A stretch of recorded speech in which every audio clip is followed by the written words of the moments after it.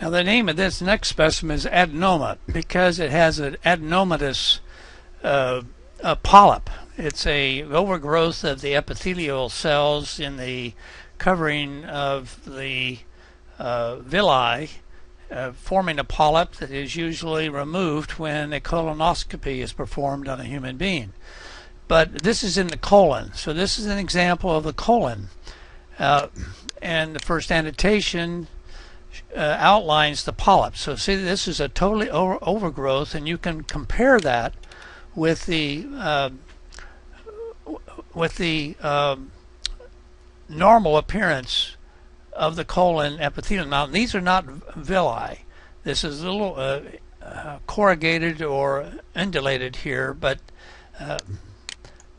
this is perhaps a little bit more typical of the colon mucosa, where you have the surface cells are all absorptive cells. You see, there's little to no goblet cells in the surface, and there's a striated border, and so the colon serves to one of its main functions is to absorb water, so it compacts the feces so that you don't have runny stools.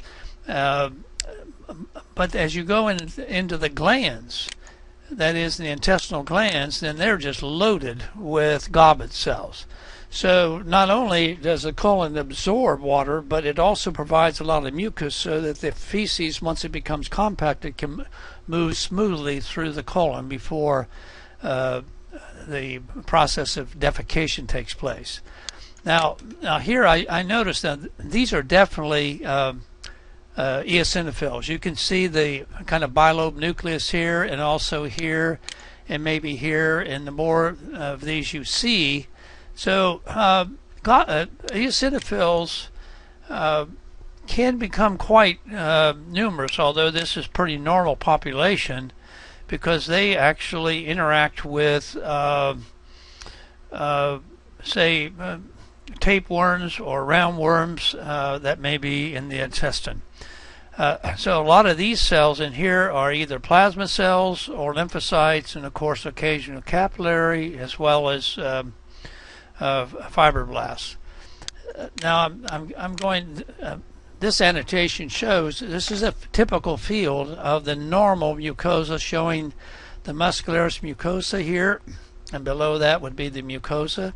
Lots of good opportunities to see different classes of vessels. Like this is an arterial that's pretty well dilated with red blood cells in it, and here's a large vein. Now in the colon, and you approach the rectum, these veins get quite large, and they become sometimes a burden to some of us, hemorrhoids. They're called hemorrhagic veins. Here is a nice view of a capillary. So just look around here and try to review the connective tissue, different cell types, and then of course, is this a cross section or longitudinal section of the colon? And so it'd be a cross section, because this is all cross section of smooth muscle cells, and out here